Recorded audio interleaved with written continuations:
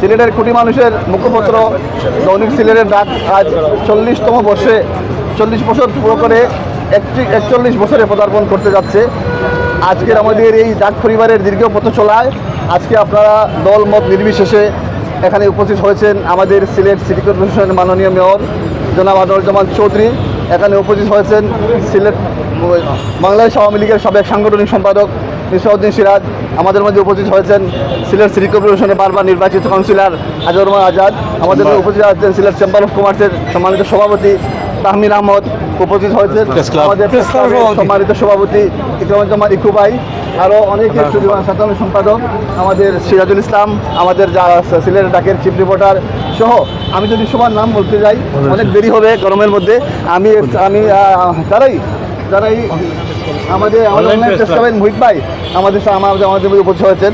আমি সকলকে যারা আমাদের আজকের আয়োজনে কষ্ট করে সকল ঋতু অপেক্ষা করে আপনারা ডাকের পরিবারের সাথে সংযুক্ত হয়েছেন। আমাদের 41তম বর্ষে পদার্পণ আজকের এই অনুষ্ঠান, এই অনুষ্ঠানের র্যালি পরে আমাদের কেক কাটার অনুষ্ঠান আছে। আপনারা দয়া করে মধুবনে আপনারা গিয়ে কেকটা কাটবেন, আপনারা একটু আপ্যায়ন করবেন। আমাদের আজকে যারা আমাদের আজকের এই আয়োজনে আমাদের সাথে শরীক হয়েছেন সকলকে ডাক পরিবারের পক্ষ থেকে আন্তরিক অভিনন্দন এবং কৃতজ্ঞতা প্রকাশ করছি। এবারে সংক্ষিপ্ত অনুভূতি প্রকাশ করবেন আমাদের সিলেট সিটি কর্পোরেশনের মাননীয় মেয়র জনাব আনোয়ারুজ্জামান চৌধুরীকে সংক্ষিপ্ত অনুভূতি প্রকাশ করার জন্য অনুরোধ জানাচ্ছি। ধন্যবাদ জনাব ওয়াহিদ। এবং আমি প্রথমেই আসলে ধন্যবাদ জানাই ডাক পরিবারকে। সিলেটের ডাক আমাদের সিলেটের একটি অত্যন্ত গুরুত্বপূর্ণ ভূমিকা পালন করেছে। দীর্ঘদিন 40 বছরে পদার্পণ করেছে, 41 বছরে পদার্পণ করেছে। 40 বছর পূর্তি অনুষ্ঠান আজকে সিলেটের ডাকের প্রতিষ্ঠাতা যিনি রাগিব আলী সাহেব, আসলে উনি হান্নান সাহেব ছিলেন প্রথমে সিলেট ডাকার সাথে, তারপর পরবর্তী সময় রাগিব আলী সাহেব। এখনও যারা ডাক পরিবারের সাথে আছেন সবাইকে আমার ব্যক্তিগত পক্ষ থেকে শুভেচ্ছা জানাচ্ছি। এবং এই ডাককে এই পর্যায়ে নিয়ে আসার জন্য বিভিন্ন সময় বিভিন্ন মানুষ এখানে কাজ করেছেন। তারা তাদের অনেক শ্রম গাম দিয়ে সিলেটের মানুষের মনের কথা তারা তুলে ধরেছেন।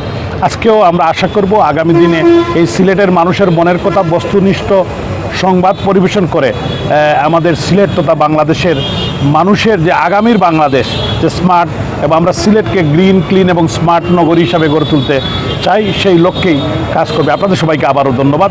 জয় বাংলা।